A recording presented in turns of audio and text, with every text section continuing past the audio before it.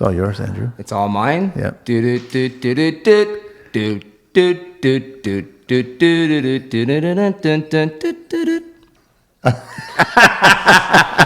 How's that for everybody? That's our first, man. That's our first video game intro. I love it, man.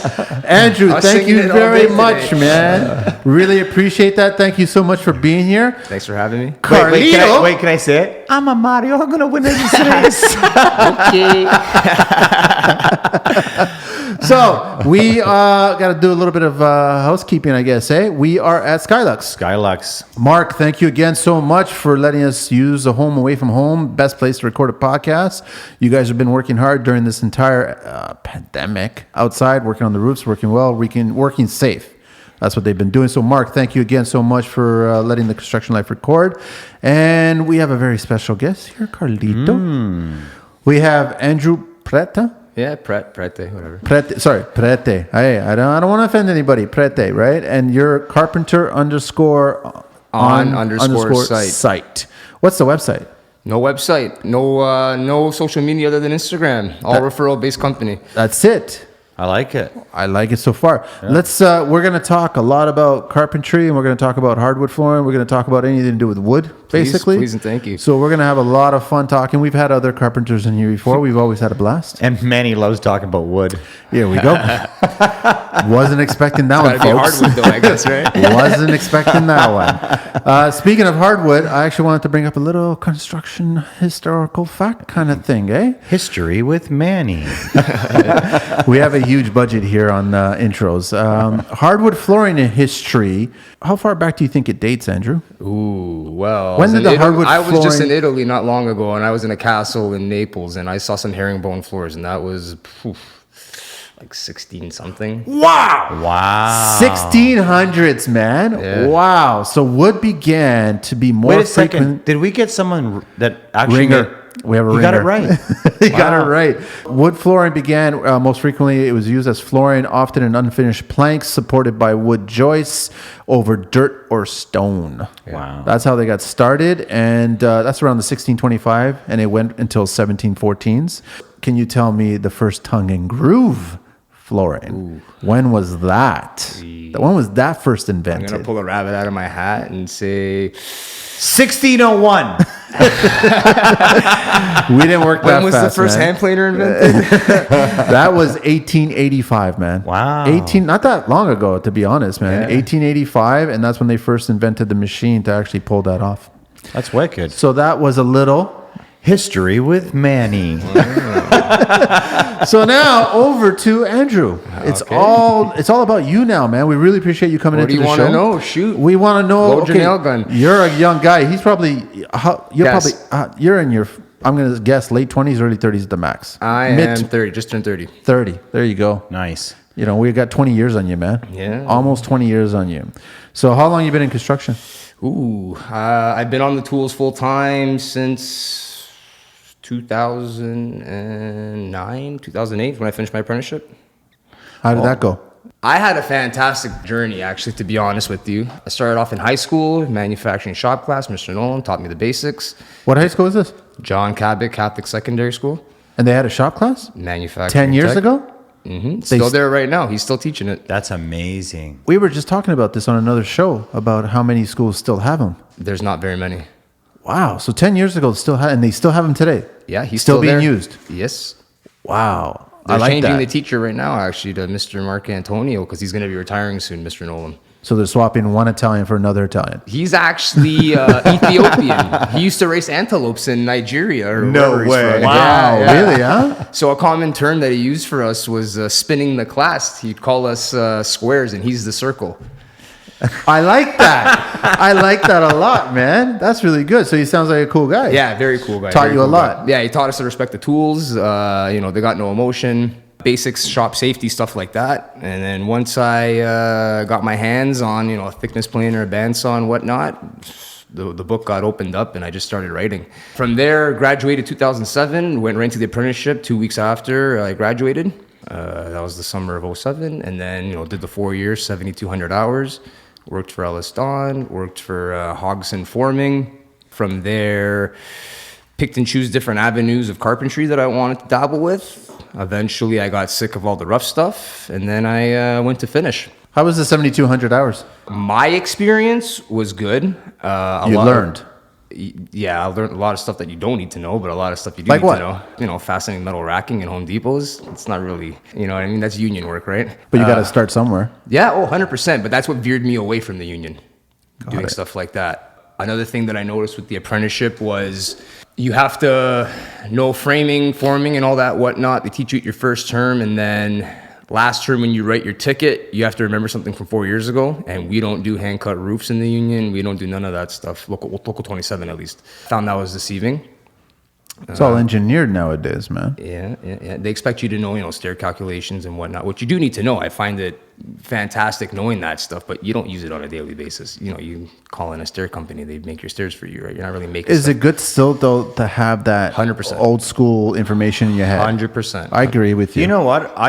I found myself building stairs all the time, even if they were just construction stairs, brand new build. So But you can cut corners on construction stairs, you know what I mean? you can, but Yeah. there's bad inspectors or good inspectors that will be hard on you if you don't make. I think it's still good. It's still good that you guys are being taught that. Oh yeah, there was Yeah, a love basic it. stair course. There was a chiseling, sharpening course, framing, drywall, welding course, mandatory welding course. A little bit of flooring. They taught hand cut roofs. They taught forming. They taught prefab panel systems, platform framing, stick framing, balloon framing, all that stuff. Wow. Everything you need to know. Local 27 is the way to go. I would have to say if you're gonna base your apprenticeship on anything, it'd be that. Don't go to George Brown. No, that's You build an actual house though in their facility, opposed to popsicle sticks at George Brown. Yeah, that's what I've always had a problem with the schools. They're not up to date, man. They are not thinking forward. They're not, right? So when you say that you guys actually build a school, that's interesting.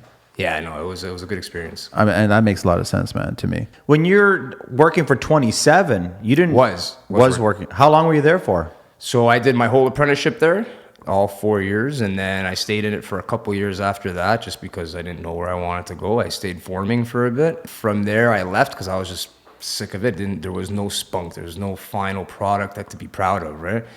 So then I went working for a bunch of private trim companies. Tomasi Carpentry was one of them, and then from there, they slowed down. So then I needed to find more work. I made a couple phone calls, and I got set up on a site with Trim All Construction, Nelson Gonzales. I thought I knew something. He chewed me up and spit me right out. Really, huh? Oh, you have no idea. How many years he has?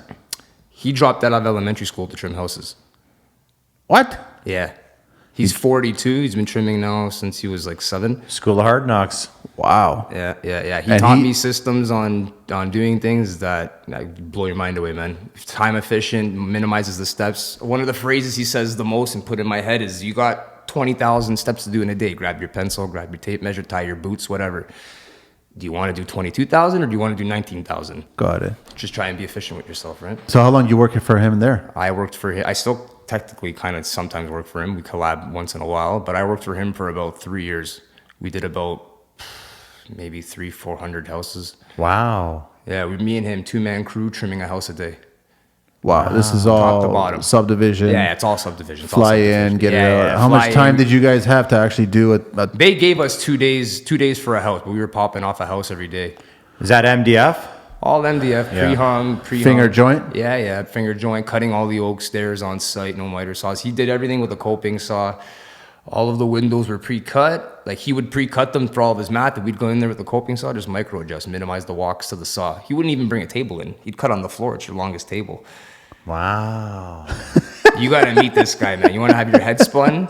He'll spin you right around. Well, hook us Very up. Get him on the interesting. show. We'll get him on the show I'll and we'll try. talk. He's really, I'm sure he's busy. He just doesn't care to talk to people. Oh, he doesn't want it? doesn't So want how was he when he first met you? He just basically... So he had a partner, John. I was probably 20, maybe 24 at the time. Yeah, give or take. So they had a partner. They took me on just, bring in the tools, make their lives easier. I thought I knew something, but I clearly didn't.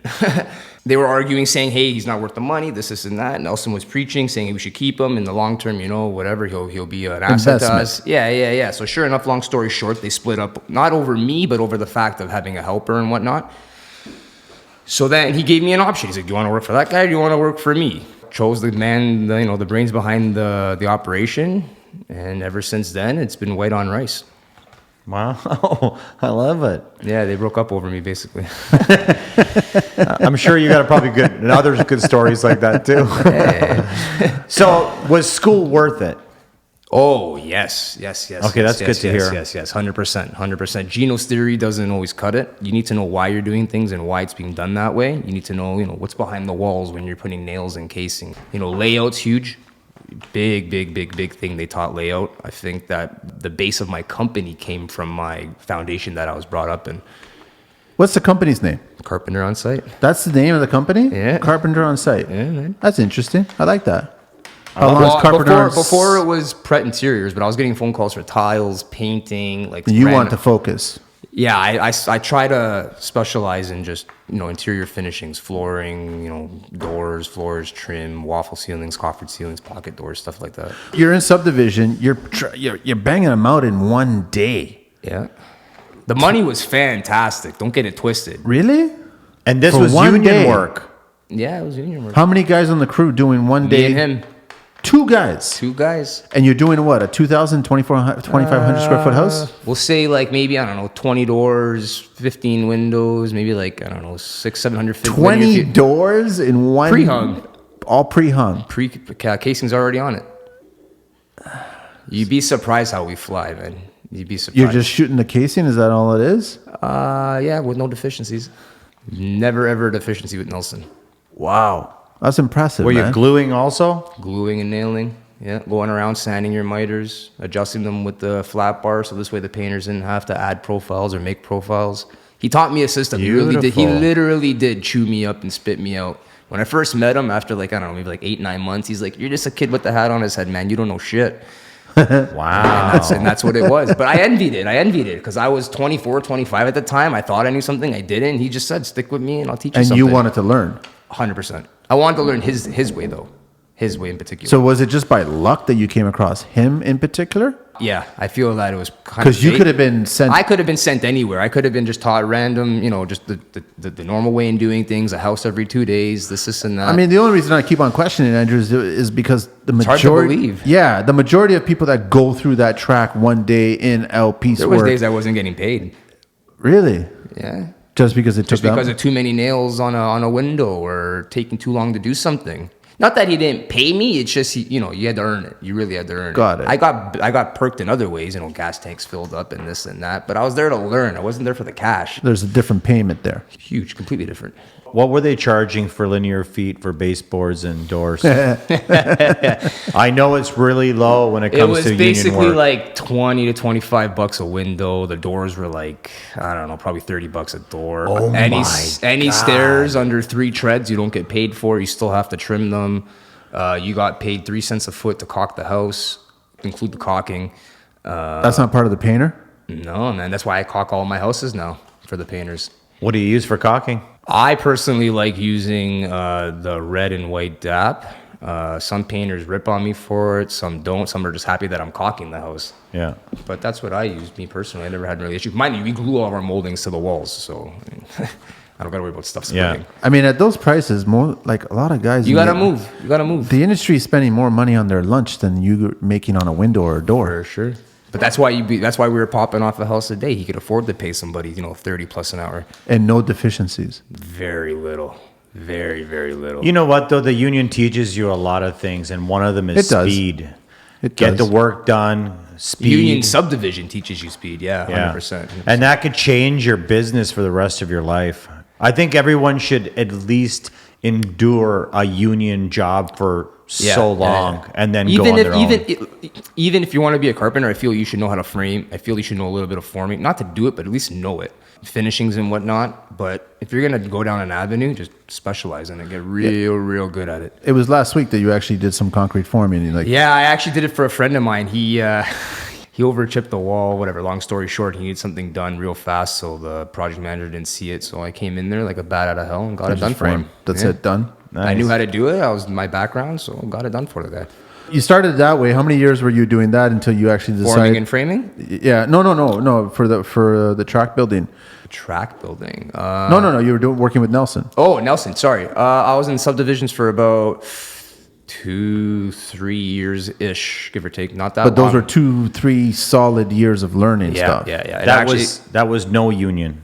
He was a union worker. His company was union. Whether or not he was on a union site, I never asked questions. I just showed up. I didn't know exactly you're doing the work. Yeah, I'm just there to learn and do my work. At that point, though, when do you decide to actually go on your own and create the carpenter on site?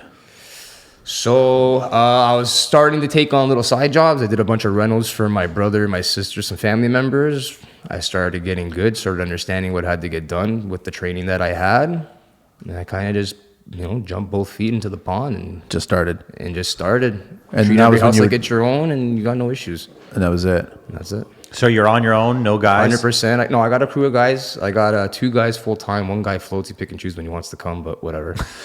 How old? I got to ask. What does that mean, man? Which guy? The guy that picks and chooses? Yeah. He's young. He's he's hungry, but he's a millennial, man. He doesn't know what he wants. You're an elder millennial. I am. I'm I could say that. I'm fortunate to have older brothers and sisters. Are they also in the industry? No, I'm the only person in my whole family in this So industry. the dad, nobody, uncle, you're the only. No. So My so dad's what- got I think 5 brothers and like 5 sisters. Not one family member. I have 1 cousin, but So where's the calling? How did Where's the calling? Yeah, how did you decide to get into this? Well, I mean, next to high school, what drew you into it? High school, when I entered shop class, and I built, I think it was a spice rack, and I blew the class away. And the teacher was just like, "You gotta slow down, man." Like, he just noticed I had a knack for it. Then I did co-op. Co-op put me in the Keaton Center at Dufferin Peel Catholic School Board. I was building cabinets at the school board, doing the installs with one of the Red Seal carpenters that were there. And then from there, I just knew at really young age I was going to be in here. Wow. Really young. I was probably 20 when I had my head set in concrete. Good for you. Thank you. Thanks. Because not a lot of people at that age, not a lot of people at our age have that set in concrete, man. It's fun building something and seeing the final product. The best payment's when you hit that goal and your clients are they want to pay you. They want to give you that paycheck. That's probably the best part about it. Yeah, those are far and few. It'd be better if they wanted to give you more money. Yeah. So how do you find yourself in pricing? Now I'm doing pretty good, seeing that, I got give or take 5 years in pricing stuff and figuring out time frames and timelines. Seeing that we mainly do doors, floors, and trim. We do everything flat rate, piecework style. So, I'm pretty good on the pricing. I don't really lose that often, unless you unforesee something minor, right? How long are you usually in a house? Depends how big the house is, what it Yeah, is. it depends on the scope. Say 3,000 square feet. Just regular trim. Let's say 5-6 inch baseboards, 4-inch casings. Popular everything. Manny would There's a love. lot of questions Manny to ask. would love You wanna that. know time frames. Yeah, no. There's a lot of variables. Let's stick with MDF for now. If it's a normal house, let's say, I don't know, 700 feet of base, 20 doors on average, maybe 1 or 2 doubles, trimming staircases, windows, we're probably in there. And if I'm not routering it, which usually I am routering, but if it's pre-hung, we're probably in and out, give or take a week, and then come back after the painters for back trims. Wow. Okay, we're getting ahead of ourselves, but I'm going to beat Carlito. Why am I on quoting this. a job right now? No, you're not. You're not quoting a job. But okay, so I'm just curious since you have no direct influence regarding a family member, or you basically just threw yourself into the system, what brand tools are you then? Well. Because I'm going to guess you're Yellow or Makita. So it depends what the tool is. Well, carpentry. So if you're doing carpentry and you're Well, doing...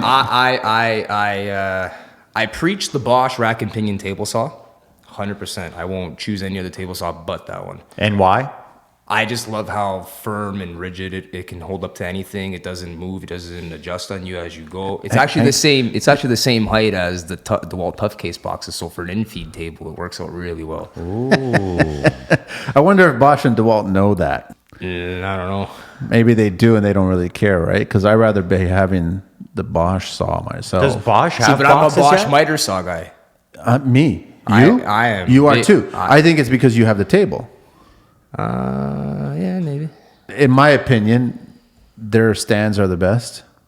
in portability and getting into and setting up on a job site, yes. But I mean, Nelson's got a good point that your longest table is the floor. I get that. He just does that for efficiency. Yeah. That's but just when you because actually everything's set on the up, floor. when you're setting up, like Tony and everybody else, when you set up, you want to set up a nice system that's still I'm actually portable. working on a new miter saw stand that I saw Carpenter One build on Instagram there. Nice. I'm going to steal some drawings off him. So you're both Bosch on the miter. So yeah, Bosch. 10 or 12 on the miter. Both. I got all of them. Look at that. Anything Hilti? No, I haven't blessed myself with Hilti yet. I just got into the Festool. How do you like that? I can't believe I waited this long to get into it. Wow. Yeah. Tell me more. Festool, I don't have everything, but the big components that I am looking into is the domino. Huge. No more biscuits. I don't mind biscuits, just the domino you get a lot more. You can get a lot more out of it. Plus you can biscuit 1/2-inch ply. And it's super strong. Yeah. That's very true, right? You can't do that with a domino. No. What is your favorite tool? Man, my laser. Bosch. Nice. I just like that it's a laser. Yeah. I don't use lasers for doors. I don't use it for stuff like that. I use it for setting elevations, bulkheads, multiple doors on one wall, stuff like that. But it does come in handy, that Bosch laser, and let me tell you. They're nice. You guys are going to have a great friendship, you two. Just saying, man. Listen, that we've all agreed that every brand's got their good set of tools, except for Hilti. And listen, I was expecting Makita. I won't lie. I just purchased the Makita cordless 10-inch, and big fan of it. Huge fan of it. I don't like any cordless, man. Any cordless. Well, for $300, man, you can't go wrong. Miter table. I'm not a fan. Rona closed down. I hopped on it. My buddy bought 2 of them. Wicked. Yeah. It's nice when the economy's going into a tank, right? No, not at all, actually. Yeah. So is it scaring you right now? What's going on? Yes, it is. I mean, me personally, I'm not too worried. I got skilled hands. I can go work for the city building forms or whatever. I'm not worried about this. I'm worried about being sanitary. I'm worried about being clean. I got older parents at home and stuff like that. But work-wise, I'm not scared. I don't want to jump right into retirement and savings, but what are you doing for your future? You're still young. Yeah. What are you planning to do? Save my cash, buy properties, invest in myself, invest in, stocks, businesses, whatever I can, really, at the end of the day. So why aren't you doing what everybody else is doing, which is nothing? Why aren't you just like going out and partying? Why aren't you, I don't know, why aren't you doing? Well, for one, I'm backed up on paperwork. So I got a lot of houses that I'm still quoting that from before this whole thing started. So a lot of paperwork's been going down at night. A lot of houses are getting finished up right now. They're in the final stages. I just did a house at Backtrim today, actually. Yesterday we finished up a basement, and to be honest, I just got a schedule to uphold, and I can't really, no days off. Since you started, that's it. It just started. Yeah. You're working 5 or 6 days a week? 7 sometimes. 7 days a week. You don't between actually on the tools and paperwork and it's true. There's always a second job to the first work, job. Man. Yeah, it's work. But then what about downtime, personal time? And you were just in Naples, so I mean, you got to spend some time to travel. Well, if you work, I mean, the way that I see it is, if you work hard, you play hard, right? So if I give it majority of my year, work, and I want to take a month off, who's to say I can't do that? So you're doing trimming doors, all levels from bottom to high. You're doing poplar, you're doing MDF, you're doing coffered ceilings, you're doing paneling. And what else are you doing? We do, decorative hardwood flooring with inlays, borders, and everything. Yeah. Site finish. We personally don't do the finish, but you sand and stain on site. Yeah, prep it and all that stuff. Yeah. Let's talk about hardwood a little bit. What's your favorite wood? I personally, if it's an unfinished product, I personally like a white oak with a walnut or an epave border in it. I'm a big fan of herringbone. I love that pattern. I love herringbone. Now, do you love herringbone or spine? Now, it depends. Here's the argument that I've had with social media sometimes. The Americans call herringbone spine, and sometimes they call spine herringbone, but there is actually a Parisian. Italians call hardwood parquet. Exactly, right? So it's like, which is which? We're all talking about the same thing, but I'm actually a fan of both. I like spine, which is the mitered, versus the overlap. Do you like it when it's butted up and glued, or actually the tongues and grooves rerouted into it? I would personally, I'm tugging and grooving it. That's all of our installs. Yeah, you have to, and that's respectful, because that's how you should do it. Because even though you think it's just the width of the wood, it still requires a tongue and groove there. Yeah. In my opinion, it does, right? We're not talking about a certain group of individuals that would put 1 or 2 nails. And that's the thing too, right? When I'm losing jobs to people, like with regards to certain things, it's like, are those guys rerouting the tongues and grooves? Are they gluing that? They're food not. down? They're not. And that's the thing, right? So like, yeah, we might come in 20% more, but all bases are covered. Are you preferring gluing all your flooring down? I personally prefer to glue it, even if they call not to. I like to glue down my high flow traffic areas, so like hallways, pathways from bathrooms and whatnot. What wood glue are you using, or are you using PL? Type on PL, depending on what it is. You're not using a flooring adhesive? Like a 995 or anything like that? Unless the manufacturing calls for that. Yeah, because I guess the wider the board, the more they're going to be extreme about which kind of glue you're going to use. If you're using 4-inch or 5-inch, then you could probably get away with the A lot PL. of people don't glue under 5-inch. I think it's stupid. You should always glue your stuff down. You should glue everything, man. Yeah. Glue the shit out of everything, man. Yeah, but you're also doing custom work. Like, you're not just laying hardwood down. You're doing some really nice details. We want to make sure it lasts. Yeah. You ever tackle that pattern, that Italian pattern, which is this? It's like a big parquet, 24-inch. It's like a frame, and then there's 4 diamonds or 4 triangles. No, what's that called? On the corners? Yeah, what's that called? I don't know what it's I thought called. that was British. I think it's Italian, to be honest. I don't know. I can't the, comment on the something name I of don't- it escapes me right now, but there's a name of it, right? Yeah, I don't know the name of it. I can't even. I'm not going to I'm post just up your curious ass. because you're right. I can't stand American parquet. I think American parquet looks like crap, in my opinion. What is it? 5 pieces of oak that are 1/4-inch. I mean, if they're larger size, I've seen them look better. No. if they've I have stained one thing I'm properly. not for that I've been seeing is sand and stain on site with engineered.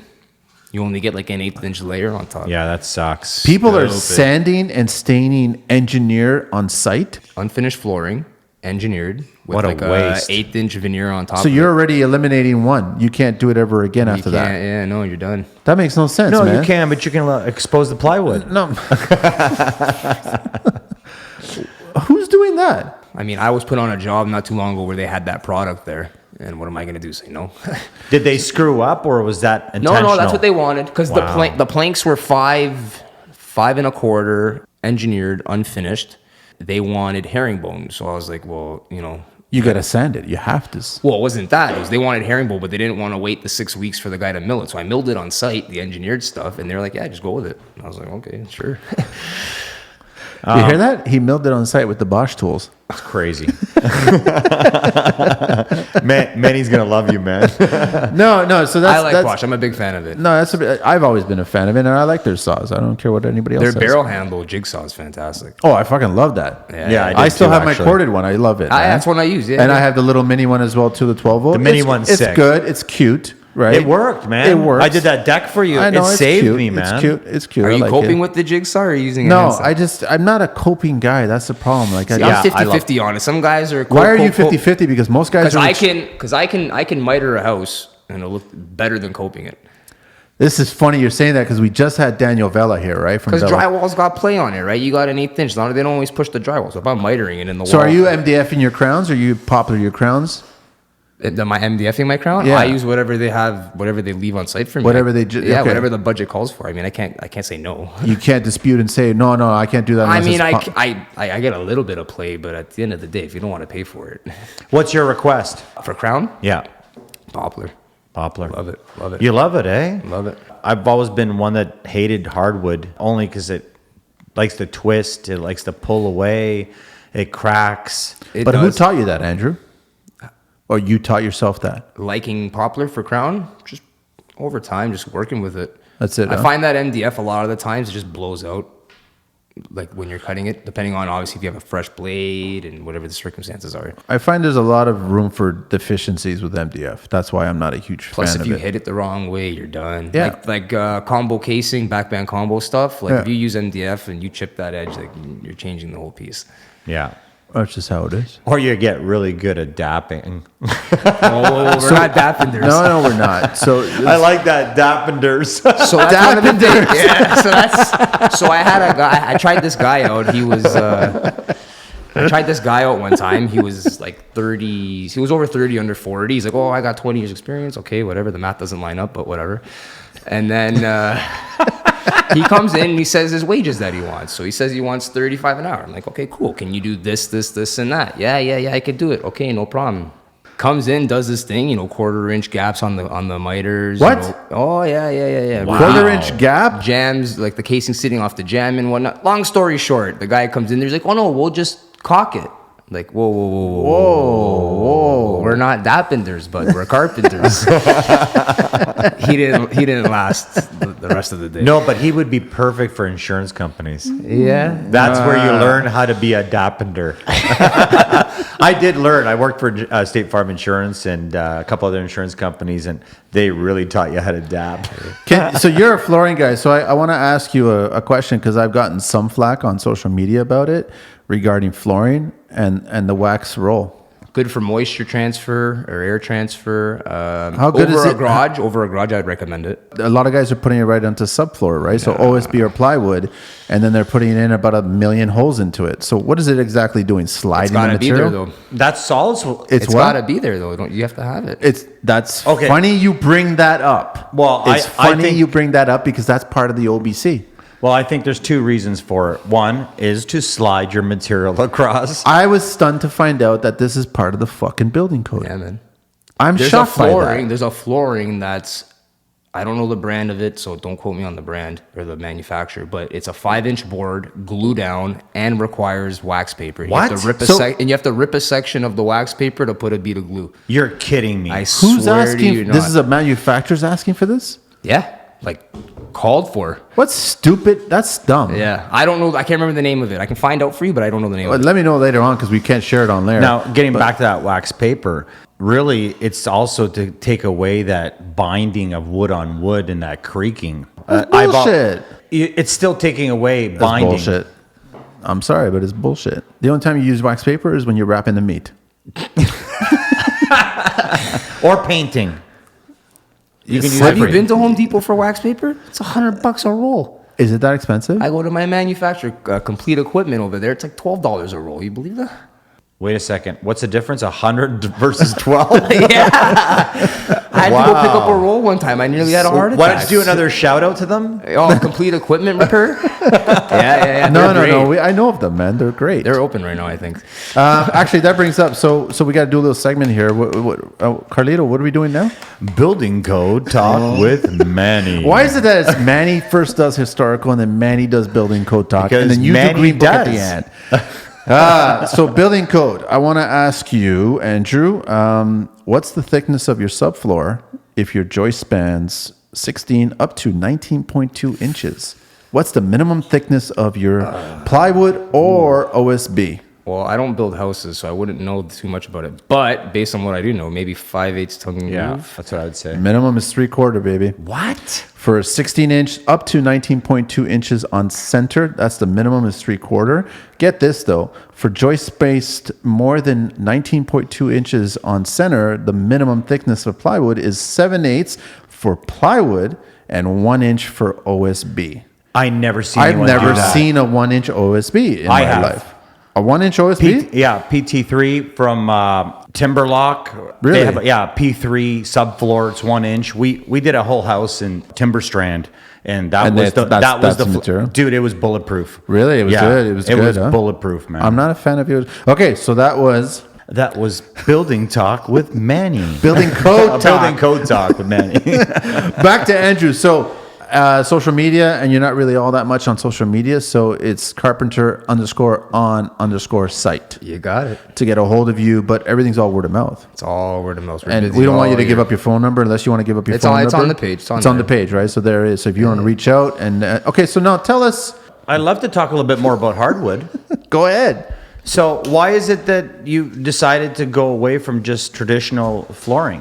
Well, we do straight installs, but I find because we do, we're mainly custom new builds that I don't have to wait for the hardwood guy to finish for me to do anything. So if I'm giving you the floor install plus my doors, and I only do hardwood installs if you give me the doors and trim. I won't. That's how you've done it. I won't just do hardwood. It's because I'm not a hardwood guy. I'm not just. But it makes sense because now you're installing the flooring and then you can set up all the trim. and I get to square the house off for the tile guys. Yeah, exactly, right? Which is perfect. I like that. Huge. We actually go in before drywall goes in, so I can run lines through the house because there's no drywall in the way, and I put plywood starting strips down along the walls.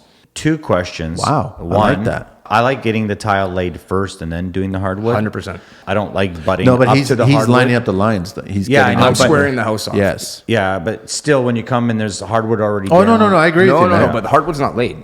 I don't know. I'm just laying plywood strips on where my starting rows are. Oh, okay. That's and pretty then cool. that's in the ground, screwed down to the subfloor. It says do not remove because the HVAC guys always pull them out when they do the vents. I cut out for the vents, and then HVAC guys don't know how to read anyway, so yeah. And then do not remove, huh? remove. That's what it said. Remove. Another thing is, would you rather have the hardwood down, or would you rather just have the subfloor? Depends on the painter.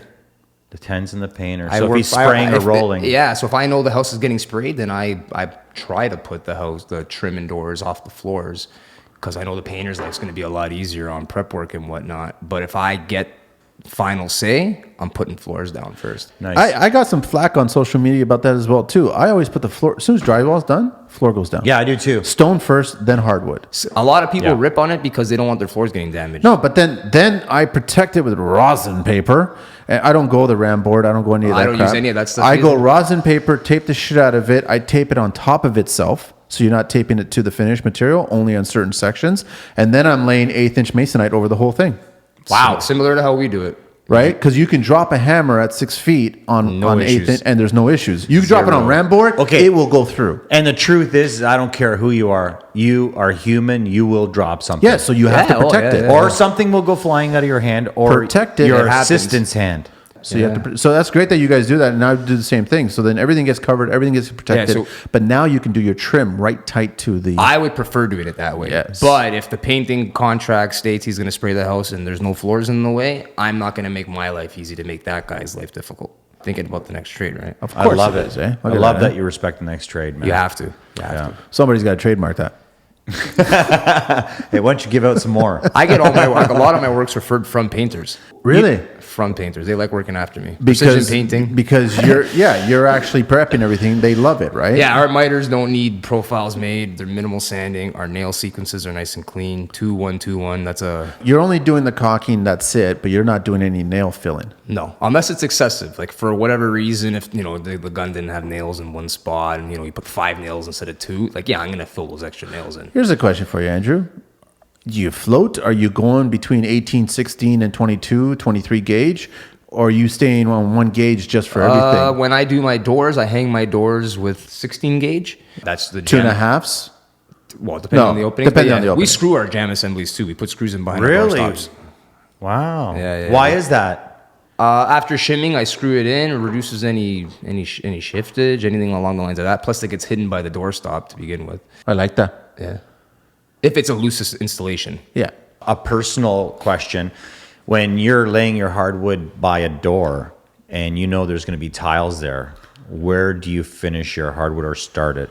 Well, before the house anything gets done, I square the house off, but I usually have my transitions planned for halfway on the door. Okay. Or at least where the stud meets the drywall, bare minimum. No, Yeah. I like it right underneath the door because if the door is closed, you can't see the tile. And if you're in the bathroom, you can't see the hardwood. I love that also. Where do you put the thresholds? The big oaky or plastic ones that you get from Home Depot? 4.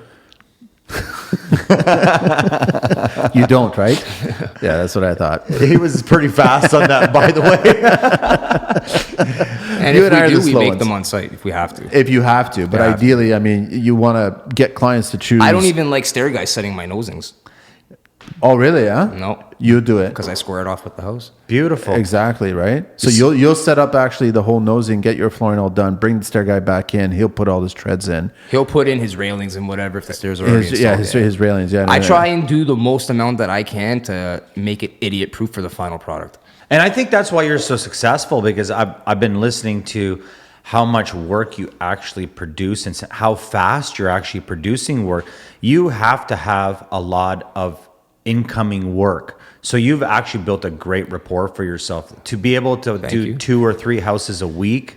That's a lot of work. We man. try not leaving jobs. I always tell everybody, I'm going to come in, I'm going to start, I'm going to get out. Unless for whatever reason I got to leave. But there's no like starting a job 3-4 days, then going, doing another project, and then going over here and going over there. It's a waste of time. You waste time on setting up your tools and whatnot. I got 3 sets of tools, so I mean, one site I could be here and over there, and I don't have to even disassemble anything. But besides the fact, just try and minimize the bullshit. So what's the success of having so many people interested in having you there? Is it that you start and finish the work? Yeah, we get in, we get out, we don't leave, and I tell everybody the same thing, whether you want to believe it or not. I treat every single house like it's my own house. Is it clean? Yes. Oh, yes. That's my biggest At thing. the end of every working day, we clean up. End of every So if working you're doing a we 40, even wrap up all our hoses, everything gets cleaned you're up. doing a $40,000 trim job and you're doing a $100,000 trim job, you're not any different. No, not even if it's a $5,000 trim job. Same thing. Still the same. No caulking, no excessive fillers, making sure everything's supposed to be there. I have to ask. It's just a question. Do you use liquid nails? What the fuck? What? I wanted to see Manny's reaction. Do you know what liquid nails is? I heard of it once and I thought it was the dumbest thing I've ever thought of. Liquid nails you can find on the short bus, all right? That's where you can find it. I had to. Do you see that reaction? No, we don't use that. You don't use Why that. don't you explain what liquid do- nails is? I do like the two-phase glues though. The miter The bonds. miter bonds, yeah. Yeah, You could those do are all good. those. And then, what is it? Whenever I see it, I keep thinking Aflac. The one at Mississauga Hardware. Yes, Yeah, right? yeah, yeah. So, I used to be a huge fan. And then miter bond, for whatever reason, stopped working. And it was pissing me off. And then the sales rep started telling me that there's a shelf life for miter bond. Or the one component, there's a shelf life. The other shelf is longer. So there's two different shelf lives for the two parts. Well, the one components. at Rex Lumber, the miter bond Appel or whatever it's called, that one has a short shelf life. Because How that's short? why it's so cheap. How short is it? Like a month? No, it's longer than that. You just can't like leave. Like I wouldn't buy it in the spring and leave it in your truck in the winter. See, Put it that's that the way. problem, and that's what a lot of guys forget, right? Yeah, back to liquid nails. I don't know why you keep on. Listen, bringing that I've up. used liquid We nails. glue, It's never glue fit. all of our crown and stuff to the walls. liquid nails. I've used liquid nails. It's never failed me.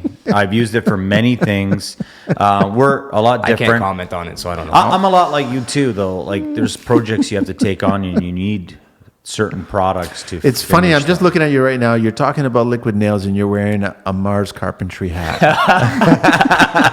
And by the way, you're wearing a Saga Tools hat. Represent, man. Yeah, I've been going there since Elliston, since my apprenticeship. Yeah. That's why I got introduced. How's the quarantine over there? Is it drive-by kind of thing or something? I was there actually this morning to go pick up some stuff, and it was all right. It was What are you doing? Driving through the back or something? No, Or- you go through the side door where the red truck is, Oh, okay. That's where you do. Oh, I gotcha. That's how or they're you doing call it. in your orders. Was Tony there? Yes, he was. He actually served me Nice. today. Beautiful. Yeah, they're all there, Yeah. right? So, yeah. I love that guy. What are you, a type-on guy? Type on, yeah. A lot of the times if they have it in stock, yeah. You're not like certain guys, like I think you are the same, where you're using one glue for an inside miter, one glue for an outside miter, one glue for... I'm not a clam kind of guy. I'm not of that. No? You don't do any of that stuff? No. You put your nails in the right spot, it'll hold. It'll hold, right? I do use miter clamps though. Those ones, the Collins ones. I love those things, Yeah, man. fantastic. Like Nelson chirps me on it all the time. Like he's like, "What are you doing this? Like, what are you doing?" You know what? There are. I mean, I wanted to get into this a little bit more. For It's- columns, they're fantastic. I love seeing them, and if you have a customer that's watching, they love seeing the tools I actually come tell out. all my customers that I get it at the adult sex store, the nipple clamps. Wow, you're kinky, bro. One old man one time actually looked at me and he's like, "I should get my wife that." Are you married? No, dodged that bullet last year. Yeah. Wait a minute. How did you veer off of that subject so fast, man? actually, I was gonna ask him because he's working 7 days a week. He's putting in a lot of time in quotes, estimates, invoices, paying his guys, you know, his taxes. And How many so guys on. you got? Is it So I got usually full-time 2 guys coming in every day. With you? Usually. One guy for sure, I could not even shake a stick and not have to worry about him. He'll show up. Guaranteed every day. But I'm finding it a little surprising that you're actually shocked that he's showing up. Well, a lot of guys don't care to show up. Really? Yeah, man. A lot of guys get a paycheck and they're just like, whatever, I'll show up this week, not that week. You know what? And they know that I need them. That's the thing, though. Like, they know that like I need guys. But So this is hang on a sec. this is even more important. You're a very eccentric guy. Now, How do you figure? if I worked for you, I would be happy to be learning from you. These guys have no That's where I was idea. going. A lot They of guys have can't no drop their ego to idea me, what though. they have. A lot of the guys that I have working for me are older than me, though. They don't So- want to drop their ego, some of them. I Just- drop it all the time. I do it all the time, too. No problems here with that. But I'm just saying, sometimes it's hard listening to someone. So early on, there was a guy that I met through the industry, Lyndon Chambers. Wow. Wait a second, is this a porn name? Hang on. This gets better, right? So Lyndon Chambers, and he had a carpentry company, and a right? big bush, and he would do everything. Big black guy, right? And he would do everything. And Honey Dipper Dan, like no. But you remember that from Mad TV? But the best part, like I remember him one day. He actually showed up on a neighboring job site, and he rolls up. He always rolled up with a new vehicle. Nice. It was never. I think the only pickup truck version that he had was an Avalanche, right? Which had spinners on it and everything like that, right? Wow. So hang on a sec. So one day he rolls up in a 300Z convertible. 2x4 sticking out the back. He pulls out his tools. He pulls out his tools from the trunk in the back, right? Pulls out his DeWalt saw. He didn't pull out a miter or anything like that. But anyway, on his crew, he had a guy named Rocky. No way. And Rocky, because I want to go back to these guys who just show up for the paycheck. So Rocky only cared about showing up on Monday so he can work to Friday. But the problem was that he had no money on Monday, Tuesday, Wednesday, Thursday. Then he got money on Friday. And basically Friday, Lyndon would always come up to me and tell me he's like a crack hole. He's like, his mouth is salivating right by the corners and he's waiting for his paycheck and he just gets it. And all he cares about is buying as many scratch and saves as he can over the weekend. And he's out of money by Monday and starts the whole cycle again. Hey man, whatever it takes. I thought it was going to be a dirty story. No, you can't. Well, because of Lyndon Chambers. No. So, but I mean, it's good that you're learning this and you're actually instilling this, because my next question to you was that you're going to have to start sharing this to these guys. So I just hired on a 17-year-old. I found him at No Frills, actually. Wow. Yeah. That is weird. Yeah, I was at No Frills. So I'll give you a little story behind it. I was at No Frills. I was waiting in line. I think it closed at 9 o'clock. I was there at 8:50. There was a huge lineup out the door, and this kid was serving all these people, and no other cashiers opened a till to get rid of the line. And they were all watching him work. So this guy under his breath is like, he's saying things under his breath like, oh, these guys are watching me. This is and that's cool. But at the same time, yes, ma'am, no, ma'am, have a good day, ma'am, blah, blah, blah, doing his job. I was just watching him. My jaw dropped, and I paid for my thing. I just slipped on my card, and I said, if you don't know what you want to be in life, maybe you want to be a carpenter. Give me a call, check my Instagram page out, see if you like it. Called me before New Year's. I didn't have anything for him because we were down. It was Christmas time at that point. And he kept on calling me every month. And, last month, or not last month, maybe like 2 weeks ago, 3 weeks ago, I took him on. Good for you, man. And 17 and eager. And he's hungry. Is he as hungry as you thought he was? Yeah. And he doesn't know anything. He's a greener sponge. than green, man. Wow, eh? Sometimes it's better that way. I prefer that now, seeing the track record that I have of having older guys, not older guys, but guys that have a little bit of experience. It's hard to teach an old dog new tricks. Yeah. So and I even told the kid, I'm like, work for a bit, put you on the books, go through the apprenticeship, do the whole thing.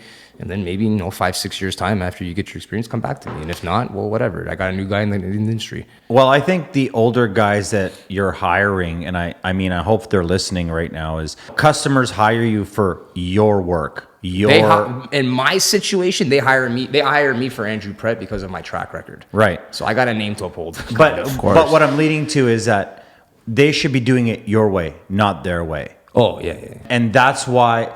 Who taught you that, and how are you making that work? Listen, I've had so many people that I've hired. I've hired so many people, and anyone that had experience, I hated. All the people that were sponges, they didn't know any other way. So when I walked away, they weren't changing tools or doing it their way. They were doing it my way because they didn't know any other way. It might take them 3 or 4 times to do it, but they do it that way. That's right. How's it working with clients? Do they look at you and go, you're a little young to be a carpenter? Okay, so I'll go back when I first started, knocking on doors and, getting some phone calls for jobs for new trim. Poplar, we know is expensive. Trim a house in poplar, it's like $15,000 between the material and the labor. So it's kind of hard giving a 25-year-old, 26-year-old a check for those numbers. Now, though, having the reputation that I have, not to say I'm God's gift to carpenters, but I mean, I got a little bit of a reputation behind me.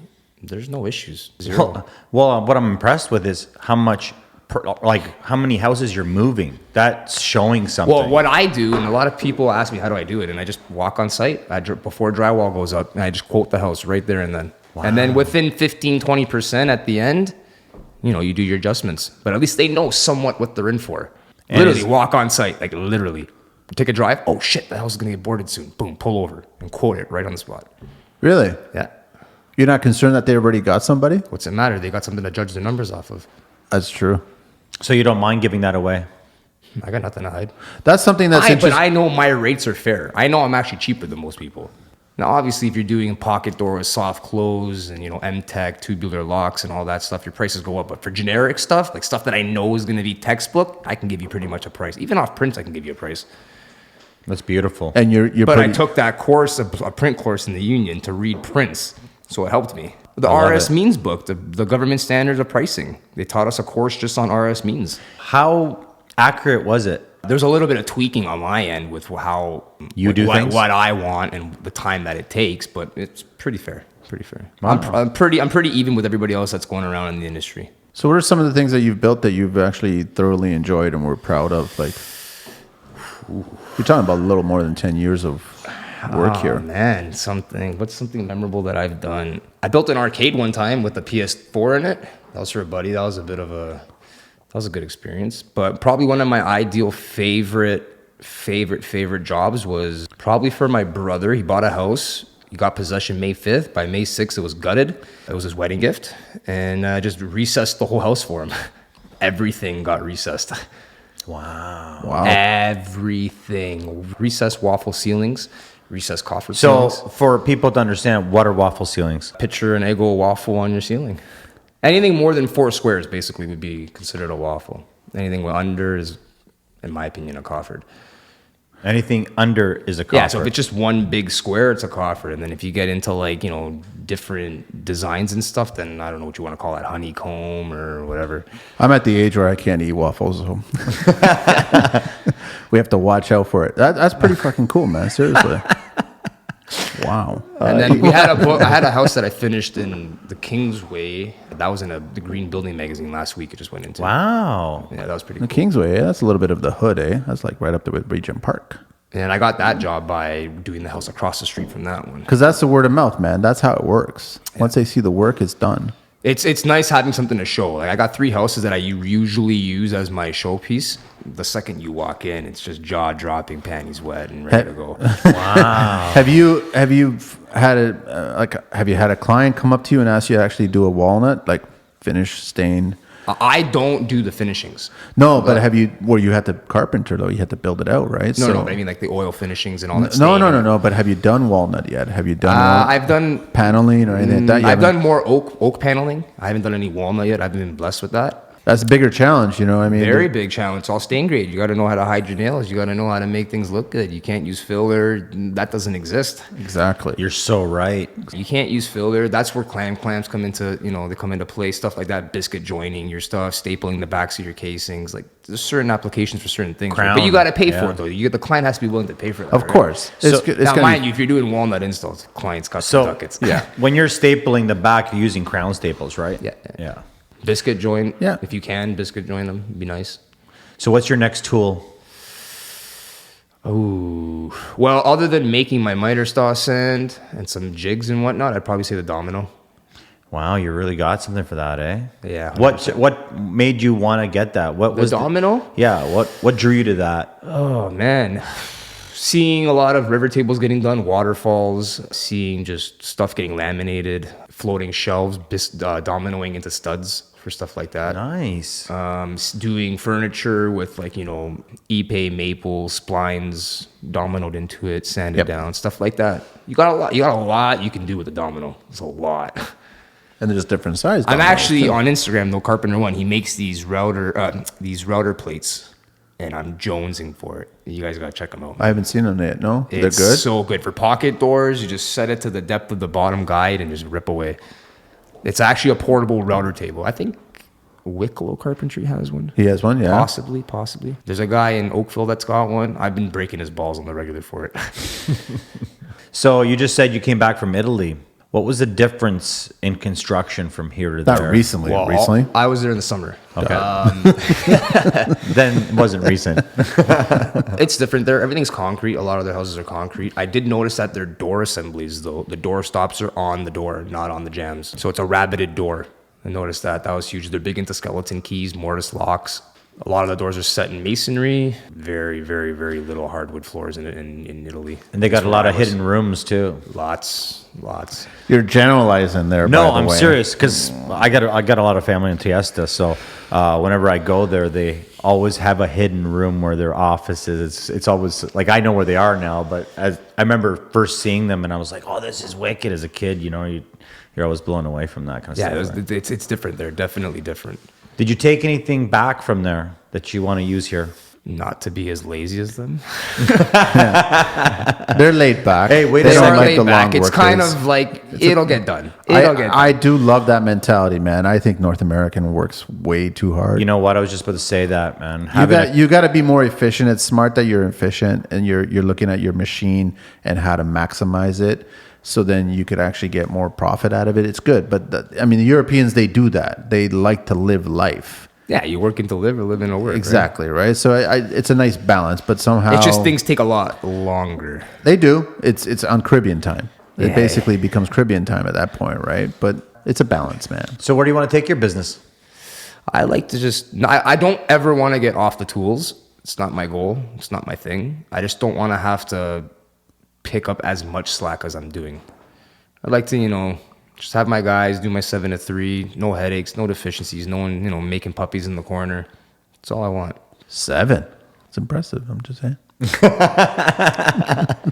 Yeah, I definitely don't want to be off the tools. I don't want to be a finger pointer. Definitely not. Well, eventually you're gonna have to grow the business where you're gonna have 3-4 crews possibly. It and- would be nice. But And I don't want to deal- have 3-4 crews and have headaches and deficiencies. No, but it'd be nice. What if you had 3-4 crews the way you have a crew right now, where it you would be fantastic. right? Then you got a well-oiled machine, and then everyone's happy because word of mouth is just gonna grow. That means you're gonna get more clients. Well, we're turning down work. I don't have the manpower right now. We're turning down. That's a good problem to lots of have. work. That's a really good problem. Wow, that's really it's good to shitty. hear. It's shitty. It's shitty having to say no, or you have to wait 6 months for me to come. Like right now, we're booking end of May. I mean, I don't know what's going on with COVID, but end of May, early June, for any, even bother touching a new build. How are guys? I guess you found the guy in No Frills there. How are you finding other guys? Are they reaching out to you? Some guys are reaching out to me on Instagram. Again, I'm only on Instagram, so they're just commenting on any stories or posts that I do. I was on what's it called? Yeah. You post a job posting up, and people just call in. Indeed. There you go. Fuck. There you go. I had to figure it out. Indeed. Indeed. Exactly. Yeah. Indeed. And I was just getting guys that one change of industry, didn't realize what they were applying for, or just don't have any work, just at home. And you want someone that wants to come to work to They gotta love it, man. Yeah, it's a passion. Like we're not dealing with quarter inches forming or framing where you can be off a bit. Like my product's the final product. When I first started, I had one cousin in the industry. He's older. The one thing he said before I even started my apprenticeship, the trim needs to look like it's growing out of the walls. If it looks like it's supposed to be there, you did it right. And I just base every day on that. I like that too. But not everybody grasps that. No, they just want to go in, put that piece of wood on the wall, slap Get a out. couple nails, and get out. But Done. it's okay. Yeah, you put it on the wall, but is it straight on the wall? Do the miters line up? Is there sanding involved, or is the painter going to spend half an hour to make it look good? How is it working with clients, man? How do you like dealing with clients, or actually designers, whoever's choosing what Designers, the pattern? that's a whole nother topic. That's a whole nother ballgame.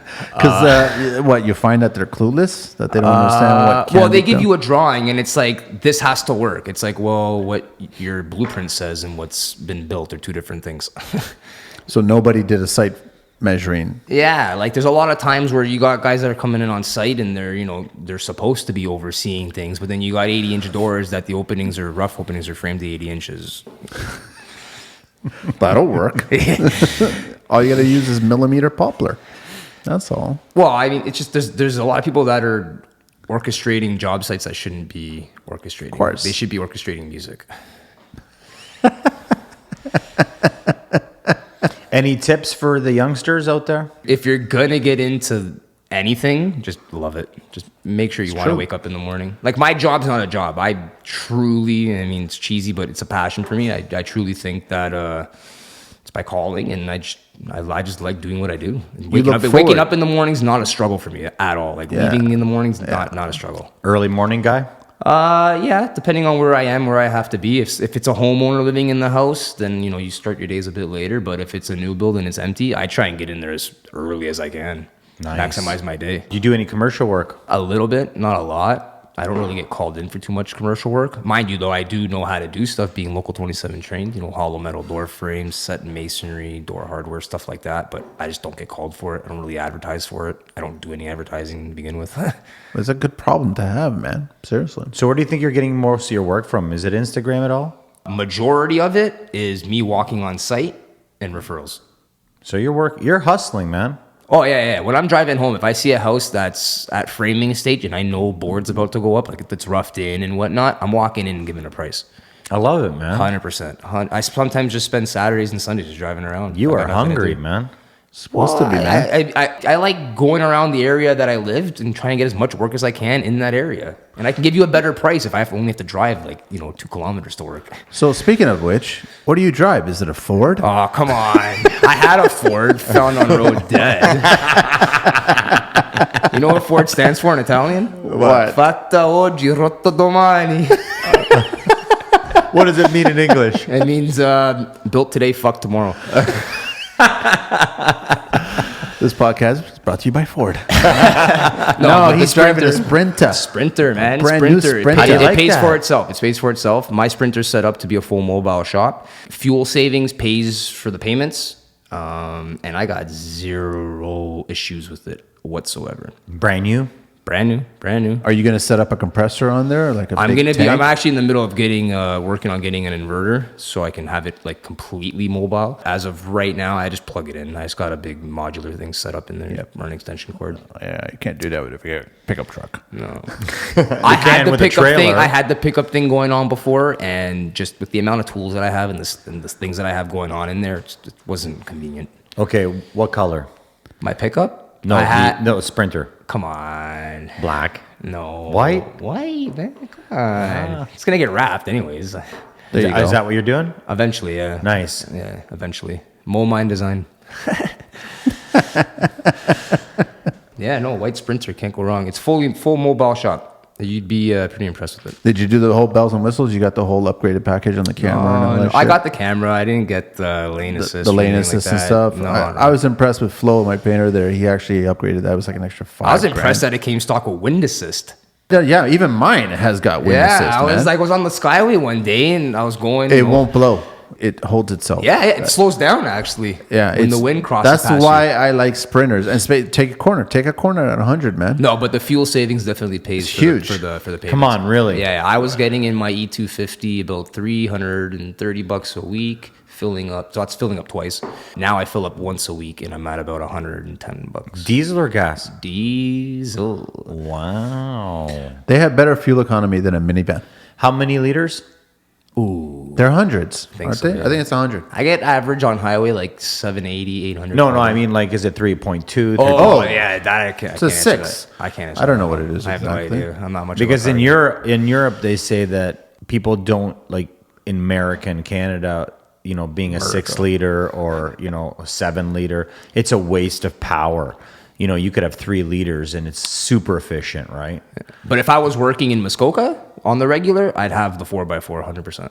100%. I love I 4x4 turned too. down work in the winter because I knew I wasn't reliable enough to stay up there. I just couldn't go up there. That's trap. How do you like doing cottages? Oh, I love it. I love camping on site. Oh, it's call me. I'm there.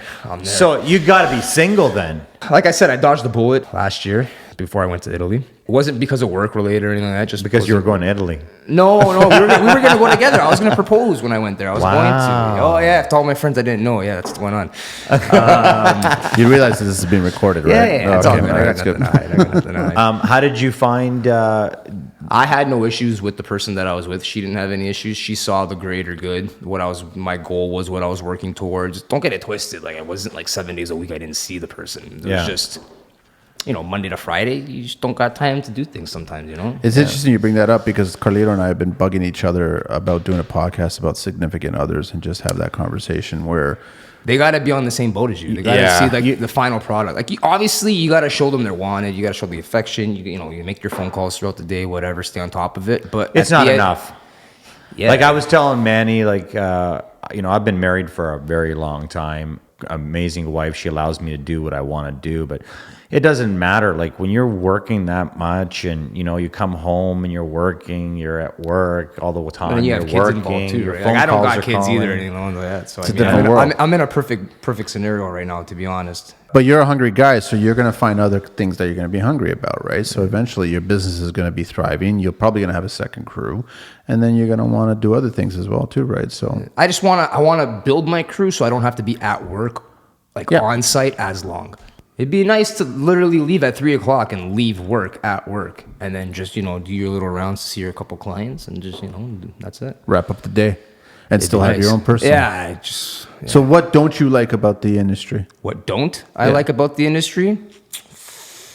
If a homeowner's running the job, their lack of knowledge and them listening to their brother-in-law. Ooh, I love it. No, but it's so true. It's a so common true. problem. It's so huge. true. It's, well, why are you doing it like this? My brother-in-law did it like that, or my uncle, or whoever it is they're referring to. I find that listening to your family members kind of screws me sometimes, because well, they did this. It's like, well, that's not how it's supposed to be done, though. They're not the professional. Yeah, or that's not how I do it. Or the best is, well, I have a budget and we have to get this done. Well, you might have to add more to your budget, because your budget will only take you this far. And, I'm not gonna cut corners just to make your budget work. Did you ever ask What them they got approved for at the bank. Well, yeah, that's exactly it. That's the budget. But then you got some people that are just, okay, this is what I want. What's it take to get there? Let me know what it costs. But that's the problem is that, listen, when you're ready to buy a car and you've got a certain kind of car and a certain color, that's the car that you see and that's the color that you see every single day. So as soon as they have that bank budget in their head and that's all they see, that's it. But yet they still have all these other trim details and all this stuff that they want to do. They don't want to get rid of it. Clients never ever discuss, you've got a list of 26 things. They never talk about losing number 5, number 7, number 8. They don't talk about any of that. They just keep on saying, this is our budget and we need to get all 26 of those things done.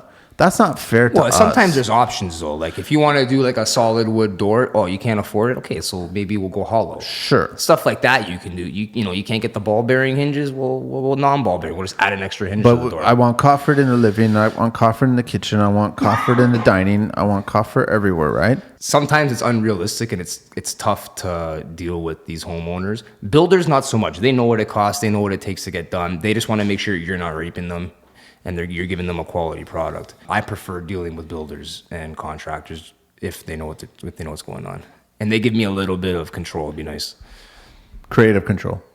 Yeah. Just how certain things get layered, how certain things go down. Because you perfected the way you want to do it. That's the most efficient, also the righteous way of doing it. Yeah, like when I get a new build and I'm doing doors, floors, and trim, some light framing and whatnot, I try and take as much control as I can. It's good. You should. Yeah, but I take the painters into consideration and stuff like that. I'm going in there before drywall, marking out outlets, AC, central vac pipes, stuff like that, marking everything, so I know like I'm not moving stuff or breaking drywall after. Wow, the fact. you're already going in there before they're actually connecting where the receptacles are. If they're telling me, hey, we want wainscoting, and you got outlets all over the place, and the amount of squares you want don't line up. But not a lot of carpenters do that. Not a lot of people have the time to do that, to go in there and go. Well, "Here's wait my-" a second. They're not treating it like it's their own home. Yeah. No, but you bring up a really great point.